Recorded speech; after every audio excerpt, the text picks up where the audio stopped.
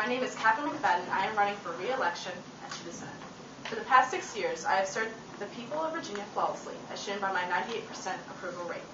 My numerous volunteer and service actions have allowed me to acquaint myself with Virginia citizens to discover what you really need and want.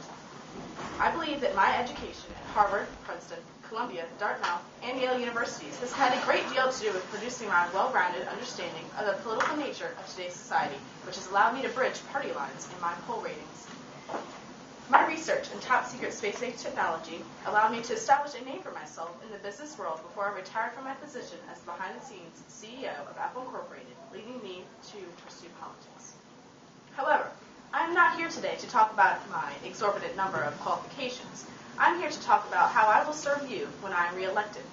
Our first issue, which has been a problem for some time, is health care.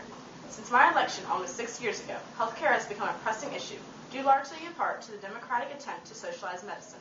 While this is harmful in itself for the decreased quality of medical care we provide for citizens of the country, as well as cutting thousands of jobs from privatized insurance companies, the real damage done by Obamacare is directed at the Constitution.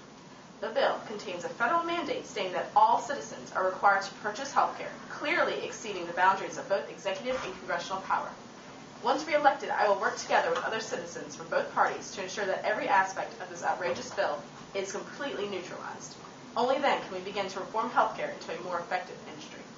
My second issue is education. Despite the cliche, our children really are our future, and with the international economy in the chaotic state that it is, education is more important than ever. In a 2009 survey by the Organization for Economic Cooperation and Development, teenagers from the United States ranked 14th, 25th, and 17th internationally in reading, math, and science, respectively. This is simply unacceptable and is due largely in part to the flawed, underfunded education system of our country. In order to advance the education ranking of our nation, we must move towards a repeal of the No Child Left Behind Act. It is a dysfunctional bill which serves no purpose other than to inhibit the brightest of our children and allow our competitors to pull ahead of us.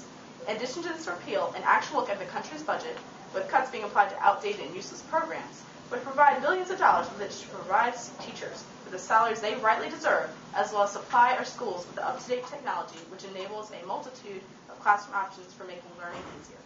These two simple steps would serve as great strides in putting American students back on par with the rest of the world. Finally, the third issue which must be addressed today is foreign policy. It is an extremely sensitive time in the world, and it seems that the international community could explode at the drop of a pen.